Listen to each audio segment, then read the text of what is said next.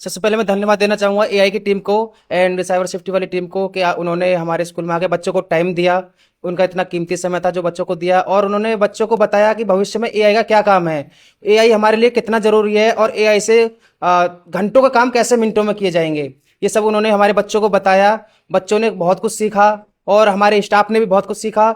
ये हिंदुस्तान की गवर्नमेंट का इनिशिएटिव है कि घर घर में, हर स्कूल में, हर बच्चे को आर्टिफिशियल इंटेलिजेंस का ज्ञान दिया जाए, जिसमें गवर्नमेंट तकरीबन 10,300 करोड़ रुपए का खर्चा कर रही है और आने वाली पीढ़ी को तैयार कर रही है आर्टिफिशियल इंटेलिजेंस के लिए। अगर आर्टिफिशियल इंटेलिजेंस के ऊपर हमारे बच्चे तैयार नहीं होंगे, हमारे बच्चों का जहन नहीं बनेगा और हमारे बच्चे अपने आप को इक्विप नहीं करेंगे, तो वो सोसाइटी से अलग हो जाएंगे, नौकरी से अलग हो जाएंगे और आगे किसी काबिल नहीं रहेंगे कि वो अच्छी जॉब में प्लेसमेंट पा पाएँ।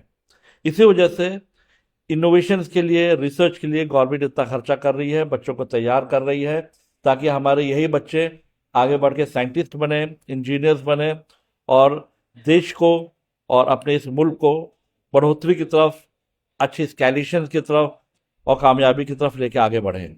सर, लोगों का कहना है कि एआई के आने से बेरोजगार की बढ़ेगी। इस पर क्या कुछ कहना है आपका? देखिए, ये एक मिसकॉन्सेप्शन है आर्टिफिशियल इंटेलिजेंस के बारे में। जब शुरुआत में कंप्यूटर्स आए थे तो भी लोगों का कुछ ऐसा ही जहन बना था कि आर्टिफिशियल कंप्यूटर्स आने की वजह से लोगों की नौकरियां खत्म होंगी, लेकिन हमने उसका उल्टा पाया कि लोगों को और ज्यादा कंप्यूटर सिखाने की जरूरत पड़ी। जगह जगह कंप्यूटर सेंटर खुले, गांव में, गलियों में, शहरों में, छोटे सेंटर भी, बड़े सेंटर भी कम पड़ने लगे और हमको इतने सारे कंप्यूटर ऑपरेटर्स नहीं मिल पाए।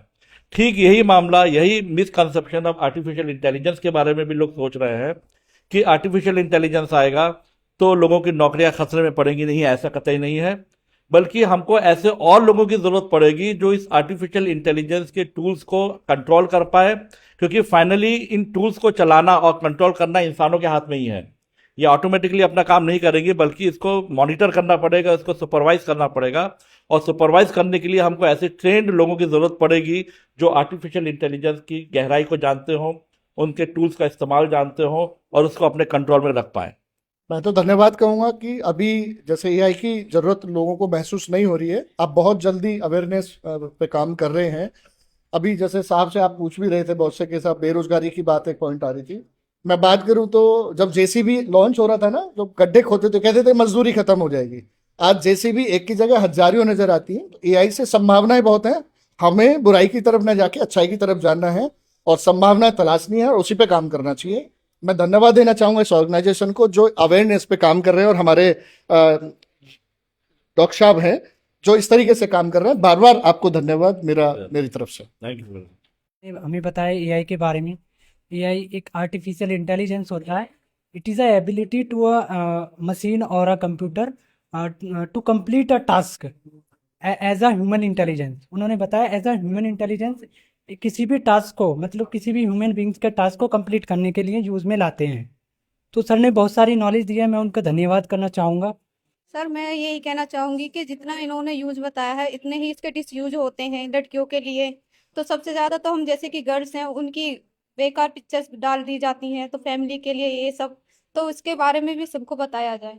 इससे हमने बहुत कुछ सीखा कि हमें साइबर क्राइमों से कैसे बचना चाहिए और हम कोई भी अपना ऐसा फोटो ना अपलोड करें जिससे कि हमें कल को नुकसान हो।